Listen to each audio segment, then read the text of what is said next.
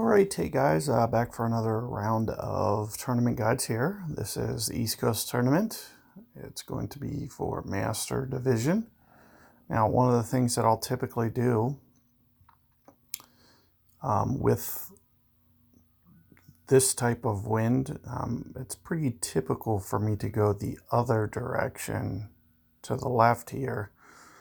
When it's a little bit too much of a headwind. This is going to be tough to get over there.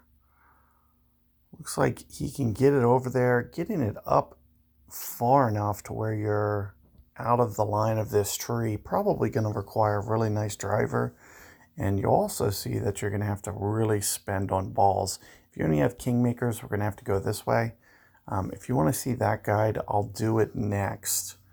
I'll do it after this round.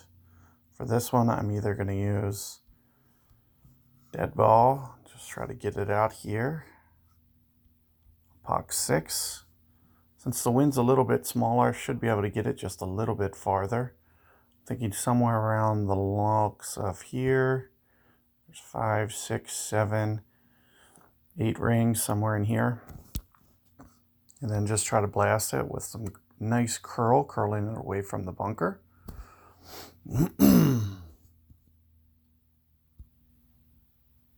And it looks like that may be a little too centered, but it might hop the bunker, and it looks like it's going to. So you gotta be a little bit careful. It looks like I'm gonna need a little bit more of an overplay there, as I only went 7 or 8 rings and also didn't start my line very aggressive.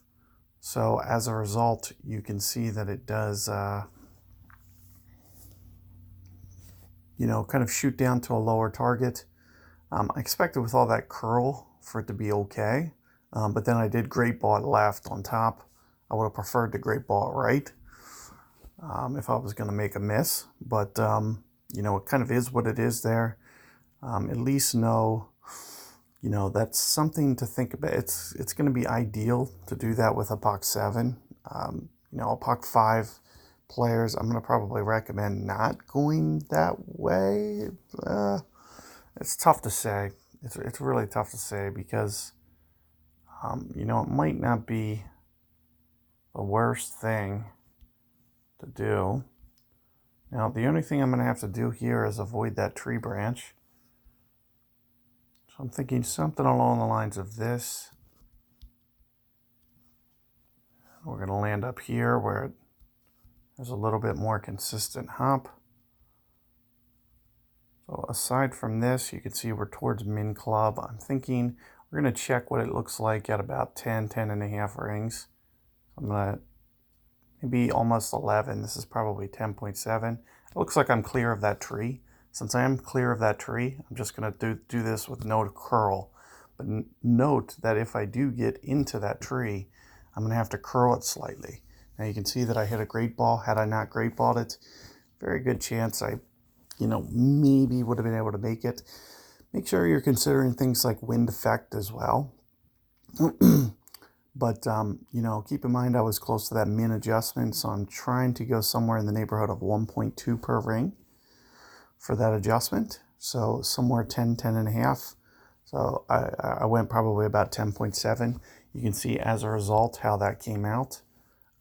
It's going to be kind of straightforward if you can get that over there and get it with around that tree corner or a little bit more to the right.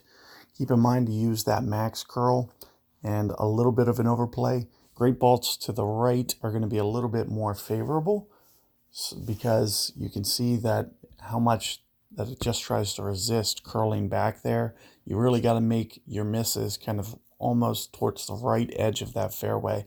I could tell just by looking at mine that it was coming in towards the bunker. So if those hops weren't perfect, it wasn't going to hop over the bunker. So wind specifically could land you in the bunker depending on what your wind is. So keep that in mind. Good luck with that hole, and I will see you guys on 2 momentarily.